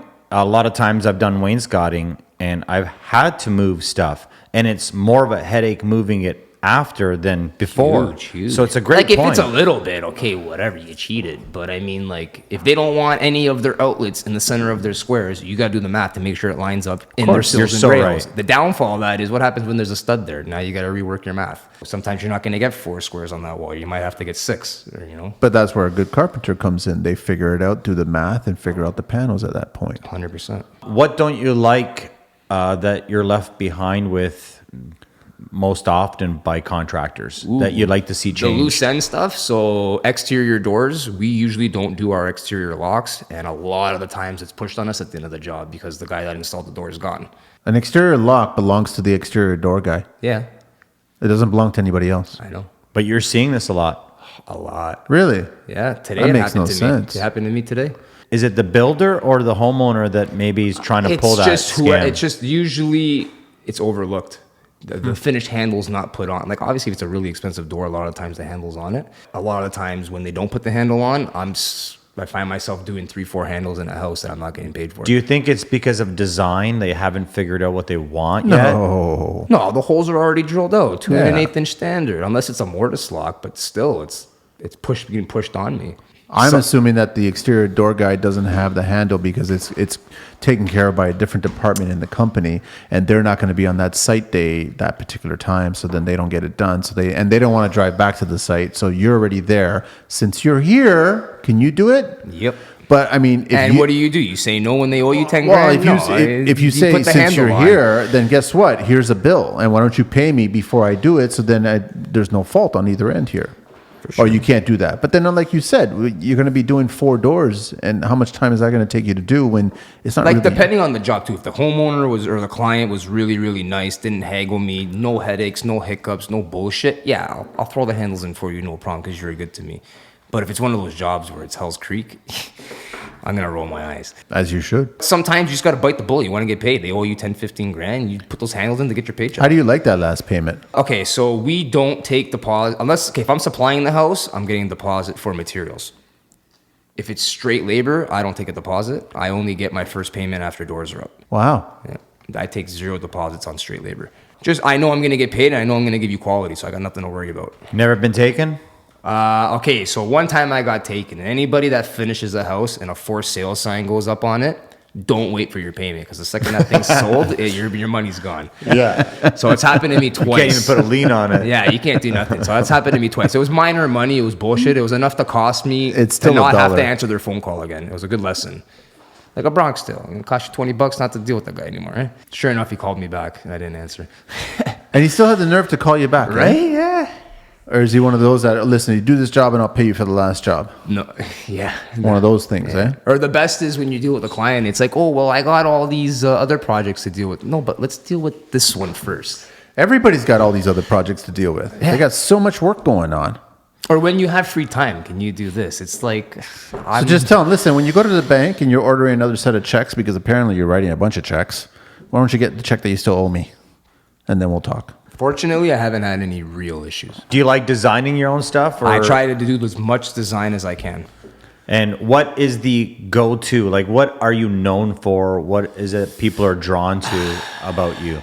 About me? Ooh. You must have a trademark of your own of some Caring, kind. giving a shit. It's a good trademark. That's a huge trademark. Like, a lot of people, they like, well, my repetitive clients, they know what I'm going to give them. They know I'm going to come in there. I'm going to protect your finished floors before I do anything. I'm not going to scratch your shit. If we do any damages to drywall, it states in our invoices that we will repair it with 0 hesitation, 0 questions. Wow. If we damage it, if it's a genuine fuck up, like, the door falls on the wall on a finished wall and, the corner of it's embedded in the drywall, yeah, I'll put some spackle on it for you, no problem. I like that spackle.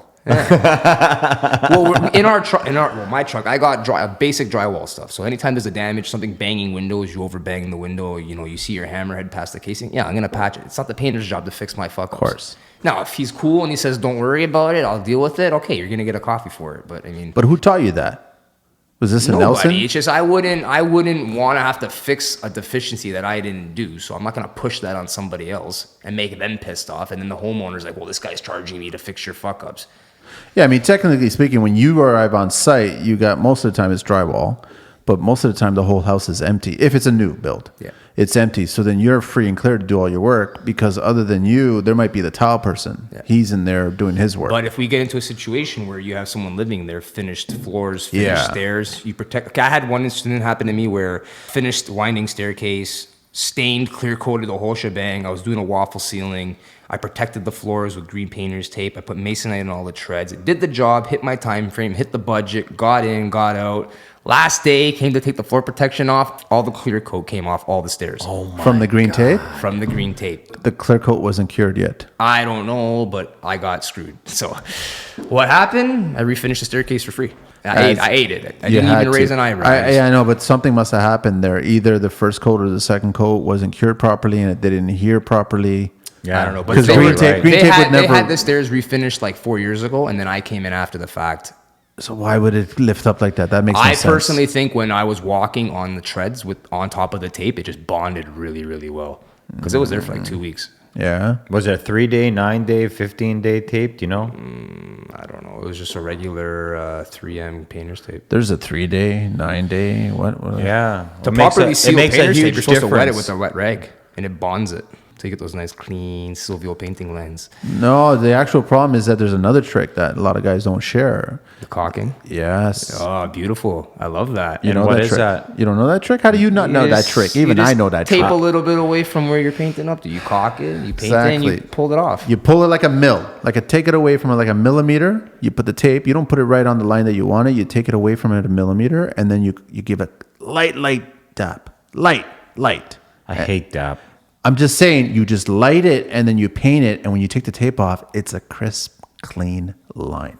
That's fantastic. Unless you're refinishing your stair. So I have a stair guy that disassembles his staircases when he refinishes them and puts them back together. Holy crap, eh? If you're willing to pay for Because that service. if you're gonna rebuild a car, are you gonna just mask things off and just paint Well, a lot it? of people think that just capping a staircase is the way to go. It's not. No. If you have an exposed backside of the staircase and you're using that inch and a half treads, just pop out the shims and slip the treads back in with new risers. It's actually cheaper and faster to do it that way. So that brings me to our last segment of the show. Wait a second. I wanted to ask you, do you do your most of your work inside the garage, outside, or inside the house when you're doing it? If it's a homeowner living in the house, we try cutting outside. If it's weather permitted, most likely in the garage, unless he's got like 2 Ferraris in there that he doesn't want dust on. I like the story already. But if it's a new build, straight up, just we're going in there and it's just been boarded, I'm cutting in the house, 100%. I'm not coming out of it. You got your vacuums all set up. Yeah, and vacuums are set up. At the end of the day, we clean up anyways to begin with. you get rid of your own garbage? If it depends. It depends on that. There's a bin on If site. there's a bin on site, we'll throw it in the bin. If there's not a bin on site, I'm piling it neatly in the garbage in a designated area, as stated on the invoice. Sorry, Manny, you were leading to what? Oh, green book talk. Okay, so what do we got here? Under section 20, hang on a second. Under section 17.3, contractor failing to post emergency procedures. What do you think the fine is? Emergency procedures. Yeah, so which is pretty standard with your safety Should station. have a safety station. yeah. Yeah. So if they don't post that, the fine's going to be your first fine. your first fine. $1,000. It's a little speed. I think it's $550. Of course, you know that. It's $550. So your first offense is $550. So you know what I mean? Yeah, but that's the GC or the builder's responsibility, right? That's the GC. Not a subtrade. You're right. It's true. It's the GC's right. responsibility. Yes. Do you ever set up workstations where, like, at the We beginning have of the day? a PPE box that we bring in on every job. It's got your first aid kit. It's got a bunch of stuff just for personal safety: glasses, gloves, masks. It's just a tough case that we bring in on every job. It's just there. If you need something, it's there. We're waiting for you. Do you wear glasses at work? It depends what I'm doing, to be honest. Like when I'm just doing basic installs, baseboards, doors and stuff, no. If I'm routering doors or I'm, cutting on the table saw or whatnot, yeah, I'll wear it. But I've had incidents where I've been injured wearing safety glasses. I was at Ellis Don Parking Garage Pearson Parking Garage working for Ellis Don. I was cutting, I don't know what the name of it is, but it was braces for temporary fences. And I was just cutting 2x4s and the piece came right over the glass onto my cornea. I blinked and I scratched it. And I was out of work for 3 days. Modified duties. Speaking of which, are you always wearing a hard hat because you're a local union guy? Well, and then I got another question for you. Listen, trust me. My hard hat's in my truck. My hard hat's on site. I'm the Whether last- or not it's on my head. I'm the last person. No, but to you know wear it. what? You have it. It's there. It's always there. It's always with me. We're always wearing, steel toe boots and all that stuff. Jeans, never jogging pants. What? I love showing my pipe. No. That's how you get repeat customers, especially if they're women. They're like, "Hey, are you coming back?" I find showing up to price a job in work clothes, though, is a lot better than coming in clean clothes. Oh, for sure. 100%. It does. Yeah. Sometimes I'll go out of my way to get changed just so I can show up in work clothes. Yeah, they like to see someone on the tools, right? Yeah, like I don't sub out anything at all. Zero. That's It I'm on goes the back tools. to it's your name, it's your brand. Yeah. I'm there. It's I'm on important. site.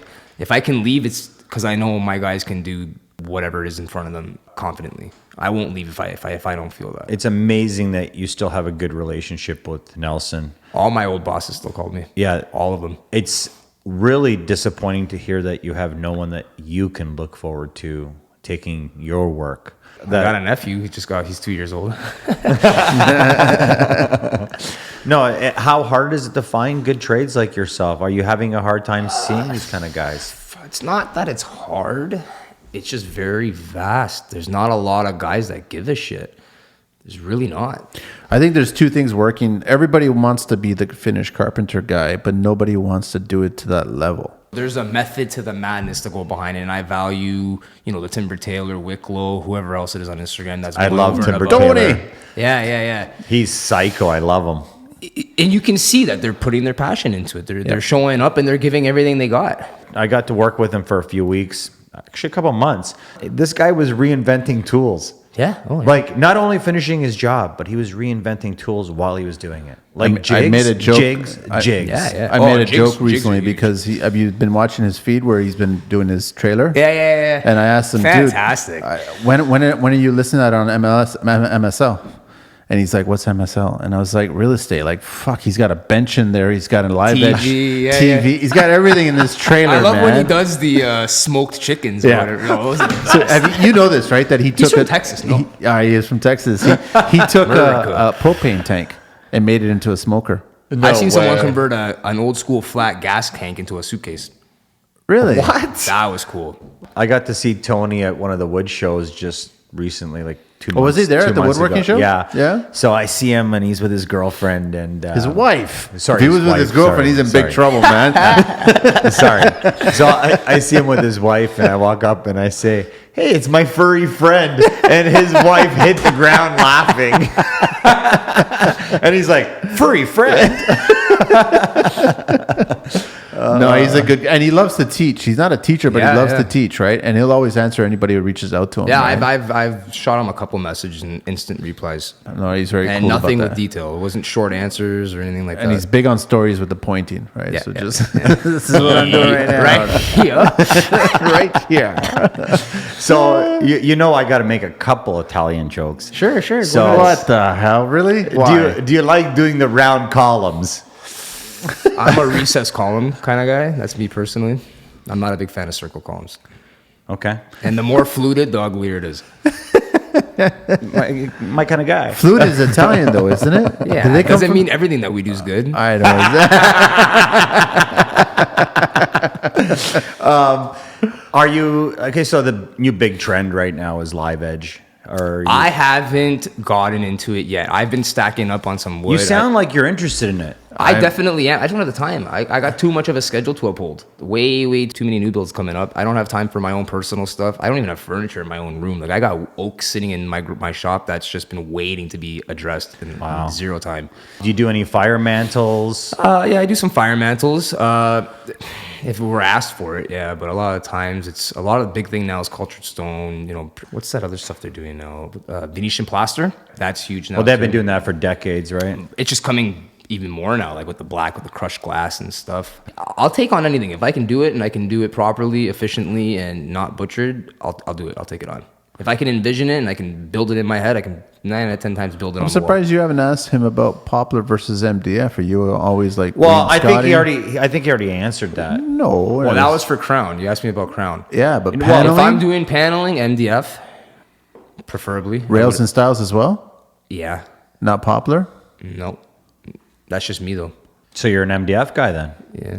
With Even- regards to recess paneling and stuff like that, yeah. But everything gets glued to the walls. Like everything gets glued. What kind of glue you use for that? PL. Wow. Right to the walls. Biscuit join all the sills and rails. I just use wood glue. I never have a problem. You don't find the Teach peel a them. little thick? Well, you gotta kind of know how to work with it a little bit. And you gotta keep You it. can't just start putting globs all over the Yeah. place. No. And you got to keep it away from any edges, man. Yeah. Or it mushrooms foams too. and- Yeah, yeah. I like hiding my screws though, like behind chair rails Step or in whatever. it. Yeah. Yeah. What's your trick, if you want to share it, to doing your wainscoting and having the joints? where they usually crack? He just explained that. Is it a Biscuit biscuit joint joint. always? Biscuit. Always. Biscuit joining. Will glued. it turn into domino eventually once you get it? Oh, for sure. 100%. Wow. 100%. So what do you do? Your verticals first, and then you do a horizontal. I do, well, depends on like what's going on in the assembly of the house, the layout and whatnot. But usually I'll do my bottom, set the height for the base, biscuit everything. So my vertical sills and rails, I'll install those and then just pop the tops in. What's your typical height? 36 start with? I'm a fan of 36. Some people like 42, but it depends on the height of the outlets. Depends on the height of the switches. Like I know in Stony Creek that switches are at, I think 50 inches for handicap. Wow. Really? Yeah. That's high. 50 inches for switches? That's pretty high. No, its standard is 54.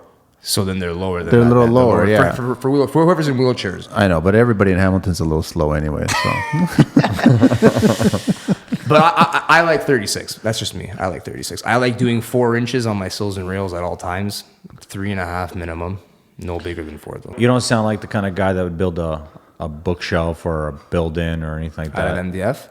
Yeah, you can do I'll MDF. build anything. I'll build whatever you High want. As long density? as you got drawings, you know what you want, and you understand that I'm limited to how fancy I can make it. Because I'm not a cabinet company. Of course. So like there's certain things that I don't have access to. Yeah. But that's not our thing, though. I'm not a cabinet guy. So if you want a built-in made or entertainment unit made, go call a cabinet guy. Yeah. it's a different world, man. Where do you usually go for your MDF? I support Rex Lumber, me personally. They're right there. You're trimming everything though? I've never been to Rex. You haven't been to Rex? Your I'm mind's used to, about to get really. blown I'm used to away. Central and Brenlow, right, or Doorland. Okay, so Tony's gonna hate me. So Rex, you pull up into the yard. It looks right out of 1920, like barn doors, straight farm. Where are they located? Dixie and Samuel Transport Road. You cannot beat their prices. Where's Samuel Transport Road? Just north of the Queensway. Oh, wait a minute. I've seen the sign there. Rex Lumber. It's Yeah, white I've and blue with the crown. Yeah, I've seen that. Okay, so I've never been in The there. original right? owner's still working there, 89 years old. Wow. Rex? Rex, Dominic, God bless him. Wow. You know what? I love that you're supporting all the mom and pop stores. Rex, they treat me very, very, very well. I've been going there since I first opened my business up, and they gave me nothing but open arms. How did you find them? It was recommended? I found them. I was doing... One of my friends at the time, his dad, they had a flood in the basement, and he needed a couple little random things done. So I was like, we can go to Rona if you want, or Home Depot. And he's like, nah, I'm not going to go there. What the hell am I going to go there for? We're going to go to Rex. I was like, Rex? What the hell is this place? So sure enough, we took a drive, made a right, and there's this big curvy road, and I was like, where the fuck is this place? Show up, and it's just literally just barn doors with tarps on top of them, and all their moldings are inside of it. And I was just like, this is my kind of place. This is awesome. All MDF, all poplar. They have everything. Everything there, eh? They got And everything. they'll mill check it stuff out. there too. Yeah, they do. They'll router you your doors if you want, if you give them sizes and swings. Really? I personally don't like ordering my doors. I don't like waiting the 2-3 weeks. I'd rather do it all on site. There's less wait time. Just bring me my naked doors and I'll make it work. You know what? One time I had a really it looked like a basic baseboard. It was poplar. And they had it. And no, they didn't. Really? And I went around trying to find it. You know they're one of the and only the people guy that have mahogany moldings Not anymore though. in stock. Mahogany still? In I thought stock. mahogany was illegal now. No, What do you mean illegal? In stock. Yeah, they, it's they have a extinct. small section for mahogany moldings. Like Brenlow has a section, and Central has a section. I could have swore that was an extinct wood now. We weren't using mahogany anymore. No. Well, I'll look into I that. get that. All I know is they have moldings there in mahogany. Very limited, but they're from like the 80s and stuff. They Well, kept- what I was impressed is that they didn't know who I was. I was only bringing a couple linear feet to them, and they took the initiative and they said, "Come back in 2 days. I'll have it made." It was out a 3/16 from other companies. They actually set their routers up. They did the linear feet I needed. It matched exactly, and it was a great relationship. If you go to Metric Woods, they'll mill you your stuff too. You have to pay for the knife, but they'll make you a custom knife. Beautiful. What's a knife cost these days? I think it's, if I'm not mistaken, like $200. Oh, Yeah, not what's too a bad, eh? setup, right? Yeah. But they'll mill you whatever you want at metric wood. You gotta have a half decent order. They're not gonna do it. Of course, or you could pay for it, and it doesn't matter. But Yeah. But So for the listeners out there that are looking for a trim guy right now, and a door guy, and hardwood, and so many other things, what is the area you'd like to work in? Or I'll do you go have a anywhere where the preference? money is, as long as you're not haggling me and you understand what it takes to get to that final product and what I'm willing to do to get there. I'll go wherever it is. I'll go to Nantucket. But what is the area that you like, which changes the price? Because you said if it's just down the street, the price will be better. If we're in the stomping grounds of Mississauga, Square One area, I'd prefer it. That's where I'm from. But I have no problem going Burlington, Etobicoke, Vaughan, Woodbridge area around there. It doesn't bother me. But again, I'll go to Muskoka if you want. You ever done any condos? I will not touch a condo unless it's a gut. Wow. I love condos. I can't stand it. I will not bother with it. keep your love on that side of the table. There's too much downtime that no one's willing to pay for. That's all in the quote. It's in the quote, but no, you must be getting lucky because I I hate condos, I've man. only made money in condos. I hate condos. I choose not to go in them. Like And the someone's be- like, "Oh, I want to get laminate done in my condo. It's only like 200 square feet." Call someone else. Don't want it. Yeah. Don't care. It's a headache, dude. Why is it a headache? It's a headache. Up Elevator, and down. downtime. Down. You have to, if walls are longer than 14 feet and your elevator only fits 11 feet, you got joints all over the place. It's all prefab, knockdown. If you talk to the building, they will allow you to carry stuff up in the elevator. There's a carrying room on Like top a of fire- every building. There is an elevator where you can I put don't stuff do on enough top. condos, so I wouldn't know that. And they'll let you carry large. I know, like the stuff up. firefighters' elevators, they fit like 13 feet on the diagonal, but you only get like 4 pieces of molding in there.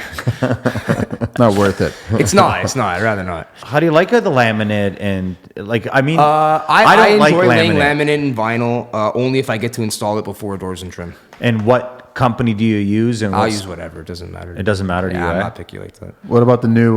What's it called? The vinyl. What's it called? Vinyl technology flooring or something. What? I'm not a vinyl guy. I never. No, put but there's all the new vinyl floorings now. They're all. They're all right. They're fragile to install though, and the Are tongues they? are really small. I've never installed. I've never tried it. They're tricky. If you hit it the wrong way with your mallet, it just chips apart. I just know the top layer peels off a lot of the time. Really? Yeah, They're supposed it's to be not- pretty durable, better than laminate. But I mean, the only reason I bring it up is because Schluter has a whole line of edging now for that product, right? VFT, VTF, or something. I don't know. I always push vinyl over laminate. Really? Why? 'Cause Water it's warmer. resistant. Water resistant. Any other questions? No. No, I got a question. Go ahead. What do you think about the trim light doors that are coming pre-painted with the oil finish on them? Trim light? Trim light door shakers They're spraying with oil. from the manufacturer. That makes no sense because you still got to hinge them. I know. And you have to put bevels in them. And then you have to oil prime them That to makes get no latex sense. back on. That So makes I'll no give you a little sense. story. Did a job, all shaker doors, 1.75 inches, so they didn't have to get beveled. Painter came in, and I leave the stickers on my doors after I've routed them. Even if I peel them off, I put them on the face of the door, so this way they can still see the instructions. And they don't read them, but whatever. Came in, saw the doors are primed, put finished paint on them. Came back, time for back trim, paint peeling off the door. Oh my God. Yeah. And manufacturer just said, you must have got it from our China warehouse. We don't know what kind of primer was put onto it. You have to use, I don't know what the chemical's called. I think it's called monoxus something. You're supposed to treat the doors, You're supposed to etch them. like scratch them and So whatever. why No, are there's they? a- Why are there's a they spray. offering this? This makes no sense to do I don't this. know, but it's bothering me a lot because painters are getting screwed on it because now they have to do more steps. Well, there's callbacks now. Yeah. Oh, yeah. So we had a house where that one that got put into the green building thing, all those doors, trim light actually took them out of the house and oven baked the paint onto them and brought them back because Wow. the painters couldn't paint on top of their door.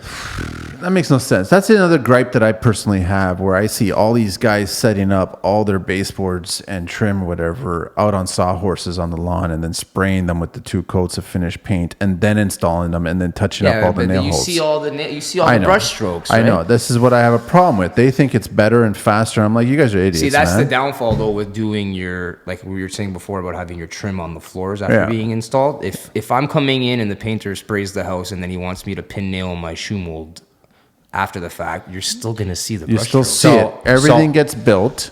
Then you get everything masked off, and then you prime everything, and you prep it, prime it again, then you vacuum it, and you paint it and sand it, paint it and sand it. I don't like to dap until the primer's on. I'll sand everything, and I had I'll one painter blow out all the nail holes with an air gun. Yeah, That was crazy. Wow, The that's house that I'm wicked. at right now, you believe it or not. So I like to prime first. I'll everything. dap after the first coat of priming. Yeah. So what I do is usually it's about a second because I usually give it a scuff, get all the hairs down, depending on what it is. Even if it's MDF, it's got furring. I knock it down. I wipe them all down with a rag. I do blow a lot.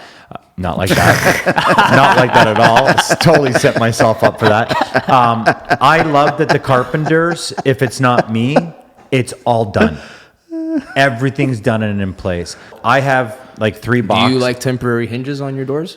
That's what I was just Yeah, reading. we to. offer that. I have That's three. exactly I have what- 3 boxes, Yeah. and they have Oh, I just different recycle hinges. all of them. I just Yeah, recycle. so I'll put my painted hinges on. I'll get the guy Yeah, you to hang put them the door on with the painted hinge, yeah. and No, finished hinge. I just get them to put like 2 screws in each one, and I spray over top. I can't put 2 screws. Oh, It's no, okay. On the It's temporary fine. hinges. If you, yeah. Okay. And then when it's all done, because usually now it's black hinges and black door handles. Black's the way to go, man. Yeah, nothing wrong Beautiful. with that. I'm totally cool with it. But you can never take a piece of tape and cut around a hinge properly. No. You can't.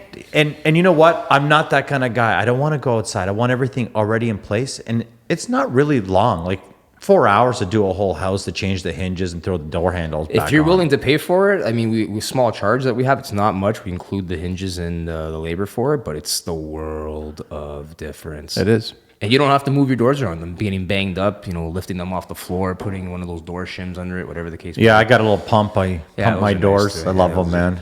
The homeowners love Blow, seeing it. pump. What's your gap on the bottom of the door do you prefer? Minimum is 5/8. But what do you prefer? Maximum is 5/8. What about reveals? Quarter, dime? You know what? Quarter? That seems a little excessive. No, the thickness of a quarter. The Oh. thickness of a dime. Yeah, I'm an Okay. eighth. You're an eighth? Yeah. So I got little jigs, and 2 mil, man. I usually have them in my nail boxes, and I'll just go around. Are you forcing guys putting bevels in their doors? I don't like bevels on the doors. Wow, why? I You don't. get tighter reveals. I don't know what it is. I don't think a door needs to be done that way. Why? I just feel that that's not the old curious. school. That's the first time I've Okay, heard so that. older century homes don't have bevels on doors. But they have, so you're a fan of big reveals then? It's not big reveals. I want the perfect reveal. So when you paint it, it actually fits perfectly, right? I think that a bevel on a door makes a door look weird to me. Every trim guy I've worked with, bevel. But I do want to say something personally. I love large reveals. I think that small reveals are for blue collar, white collar homes. And I think that the bigger reveals are for more, larger format. And I think it makes it look richer and thicker. Wait a minute. Blue collar, white collar are 2 different things. No, it's Talking same. about the gap between the gem and the door. Yeah, now, right? yeah, Okay. yeah. So sometimes if I'm using when I go above white collar, it's poplar. Usually MDF is like white collar, blue collar for me. So that's what's See, more I like affordable. trying to save people a bit of cash. So on a poplar house, if I can get them finger joint pine jams and maybe inside the bedrooms and closets, same profile, but maybe finger joint pine or MDF, you save yourself a couple bucks. The one thing I do always do is if I'm building my own jams, it's always poplar for my doors. I personally don't mind the finger joint, but poplar is a lot better to work with. Well, finger joints are what? They're a little skinnier than 5/8, but poplar's 3/4. Yeah. But the ones that I was referring to, they come pre-primed. The only downfall to them, though, is when you're chiseling them out, the finish kind of gives a little chip off. You got to give it It does. That's what I have a problem with it. And then you try to repair it, but can't. The problem is you're part of 2 groups that have a microscope on both you guys, the carpenter and the painter. So it doesn't matter what the hell happened all the way up until this point. You have to fix everything that happened up until this point. That's the problem. And I feel for both those 2 groups. I feel because the painter's always asking to be a magician, and same with you guys, man. I just think that the painter shouldn't have to come in and make profiles. Oh, I You should agree. just come in, put No, the you're paint right. on, I and call it a agree. day. But as a painter, I would rather do my own caulking. And I don't want See, to use the word I gap. like hearing "don't caulk the house" I because I want to. I'm so used to that because I think that's the painter's responsibility at that point. Well, not only that, I find that trim guys, even though they have great detail, they don't have the same detail as paint finish. Yeah, and but I, what and I happens really when you like a hire 90. the cheapest painter just to get the job, and he just puts in like I don't- half-inch beads all over your stuff? Now I you're- only have you're 3 trimming painters, and one of them is me. You, but let's say a homeowner comes in and hires some Joe Blow painter. Yeah, I don't work with those kind of people. Though. I hear Yeah. you. I can't control who they choose, but I Yeah. know that if I caulk the house, I'm not gonna have big beads. I know that they're gonna be nice. My stuff's gonna look good because I can give you beautiful miters, but if a painter screws it up, it doesn't matter. Yeah, you're totally That's right. the other thing. If you spend all that time and effort putting everything together properly, doesn't sprays you the house have and a doesn't crappy- vacuum the floor. The only place rounding is necessary with caulking is on a new build home on the ceiling. And that's when the ceiling is waves from the horrible framing and someone wants a nice tight cut, but it's got waves. I'll caulk the top of that and I'll give it 48 hours, come back with tape, and I'll paint the ceiling, and then I'll paint the walls right after. And then I get a crisp, clean, straight line, even though the ceiling is wavy. I can't comment on paint. I don't paint. not a paint. I don't touch anything other than wood, like carpentry. I won't move an outlet for you. I won't move a duct. I won't paint. I won't do none of that shit. I'll speak for Manny. He loves wood. Andrew, thank you so much, man, for reaching out and asking us to be on the podcast. This has been great. Really appreciate it. At Carpenter_on_site is where you'll find Andrew, and give him a hire or reach out, ask him questions. Or if you're looking for a job and you're hungry enough, reach out to him. You never know. He might hire you. Is that fair enough to say? Fair enough. Fair enough. Fair enough. Dude, thank you so much, dude. Really appreciate it, man. Thanks for having me. Carlito. Manny 416 TO, baby.